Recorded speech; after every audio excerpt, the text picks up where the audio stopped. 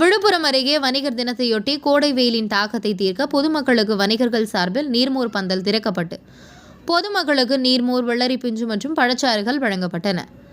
விழுப்புரம் மாவட்டம் கெடார் அடுத்த புதுப்பாளையத்தில் வணிகர் தினத்தையொட்டி வணிகர் சங்கம் சார்பில் சுட்டெரிக்கும் கோடை வெயிலின் தாக்கத்தை தீர்க்க நீர்மோர் பந்தல் திறக்கப்பட்டது.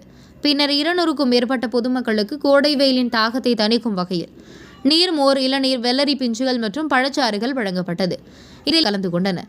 மேலும் நீர்மோர் மற்றும் பழச்சாறுகளை பொதுமக்கள் வாங்கி அருந்தி தங்களின் வெயிலின் சூட்டையும் தாக்கத்தையும் தீர்த்தனர். உங்கள் பகுதியில் உடனுக்குடன் முக்கிய செய்திகள் உங்கள் விரல் நுனியில் காண எங்கள் தவசி நியூஸ் 24 சேனலை காண தவறாதீர்கள். உங்கள் விழுப்புரம் மாவட்ட செய்தியாளர் ஆர். வசந்தகுமாருடன் உங்கள் தவசி ரமேஷ்.